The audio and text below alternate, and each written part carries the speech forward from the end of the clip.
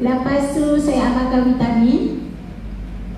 Lepas tu saya sebenarnya batu karang saya dah lama lah. Setiap bulan saya akan ke hospital Kulim untuk injection untuk ubatan sakit sebulan 3 kali.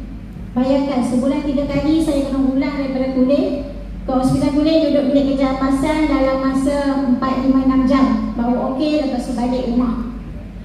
Okey. Saya diperkenalkan rawatannya adalah dengan seorang insan ni. Dia okey, saya amalkan rawatan, saya makan. Lepas tu keputusannya Hari Raya Haji tahun lepas saya balik Kelantan, saya dimasukkan ke hospital Kubah Kerian kerana disebabkan batu karang. Okey, lepas tu saya balik sini, saya terang produk Warteg. Alhamdulillah dalam masa setahun saya join Warteg, batu karang saya dah tak ada. Lepas tu satu lagi, saya minum vitamin Dialfo, Incafe. Alhamdulillah batu karang saya keluar melalui pundi kencing sebesar duit sekupang. Okey, Puan nak tanya, berapa lama Puan ada masalah batu karang?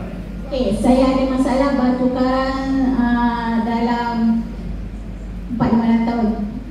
Lama.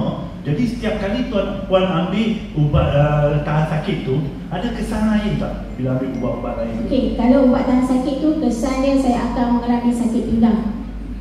Okey, sakit pinggang. Lepas tu saya akan rasa tak bermayang, tak larat.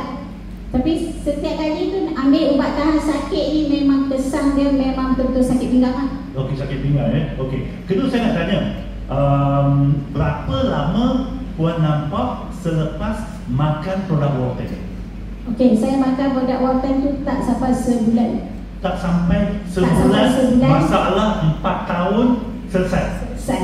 Alhamdulillah. Dia macam ni, lepas batu karang dah keluar masa Raya Haji. Orang korban macam-macam, Puan korbankan batu karang Okey, rasa lega dia tu macam mana?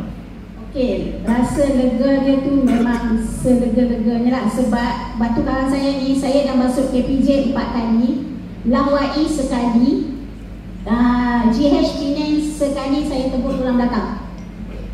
Saya dah tebuk dekat tulang belakang untuk keluarkan batu karang. Kesan dia pun ada lagi.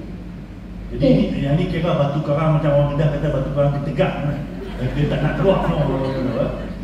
Okey, jadi sekarang macam mana? Ada tak masih mengambil ubat tahan sakit apa-apa semua dah? Okey, sekarang saya dah tak ambil ubat tahan sakit. Saya pun dalam masa setahun ni pun saya tak jejak kaki lagi dekat hospital Kulim, Langwai, KPJ ataupun GH Penang. Dah tak ada lagi. Okey, tahniah Puan Zurani. Kita doakan Puan sentiasa sihat. Terima kasih.